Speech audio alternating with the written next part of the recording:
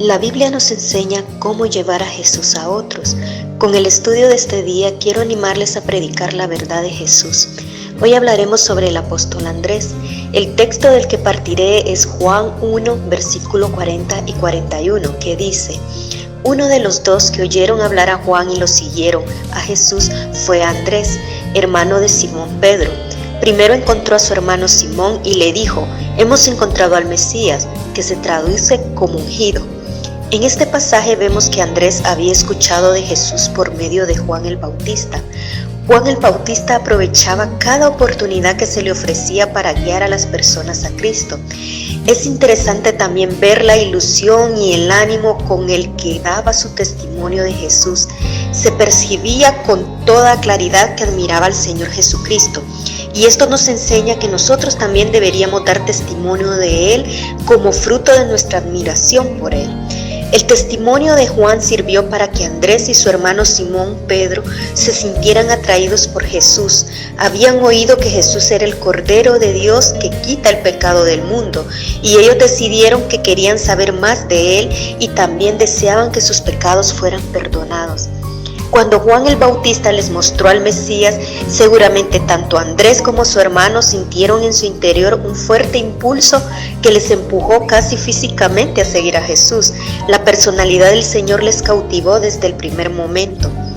También en nuestros días Cristo pasa al lado de muchas personas que conviven junto a nosotros en las universidades, en los lugares de trabajo, en el mismo bloque del barrio, en los campos de deporte. Y personas que aún no conocen a Cristo ni han descubierto la gran verdad del amor de Dios. Personas que viven con los ojos puestos en cosas vanas de la vida o persiguen ilusiones que una vez alcanzadas dejan insatisfacción en sus vidas. Y es por eso que nosotros debemos mostrarle a Cristo. Hemos de invitarles a conocer a Jesús de cerca. Hemos de ayudarles a buscar, a encontrar y amar a Dios en su trabajo y en su vida ordinaria. Pero también hay otras personas que, sin estar alejadas de Dios, se conforman con poco. En vez de aspirar a la santidad, se quedan con vivir sin hacer cosas malas, cuando pueden y deben hacer mucho bien. A estas hay que abrirles los horizontes maravillosos de la entrega, de la alegría de trabajar en la villa del Señor. Y lo mejor es hacerlo con esa entrega, pasión y admiración que tenía Juan el Bautista y que la transmitió a otros de una forma natural.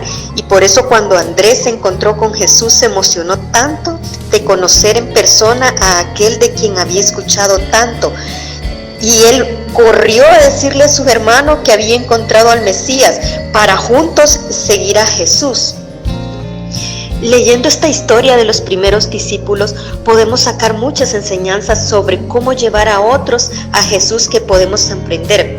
En este momento podemos enfatizar en dos. Una de ellas es que debemos empezar predicando el Evangelio a nuestros amigos o personas más cercanas. Esto debido a que las personas más cercanas ya tienen confianza y pueden estar más abiertos a escucharnos.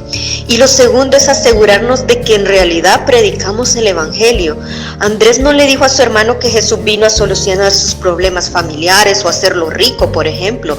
Andrés le dijo que habían encontrado al Mesías prometido por Dios que vino a salvarlos. Un grave problema que tenemos en muchas congregaciones es que algunos predican consecuencias de creer en el Evangelio en vez de predicar principalmente el Evangelio. Medias verdades en vez de hablar la verdad completa. Cosas secundarias que no son el Evangelio como si fuesen el Evangelio. Doctrinas basadas en versículos sacados de contexto como si fuesen el principal mensaje de Dios. Enseñanzas de hombres como si fuesen el Evangelio. Así que nosotros debemos asegurarnos de predicar una sana doctrina basada en la obra de amor de Jesucristo. Y para esto es esencial que conozcamos cada día más de la Biblia, para que nuestra predicación sea verdadera y conduzca a las personas a reconocer a Jesús en sus vidas. Nosotros no podemos cambiar los corazones de las personas y hacer que crean en Jesús. La palabra nos muestra claramente en muchos pasajes que esto es trabajo del Espíritu Santo.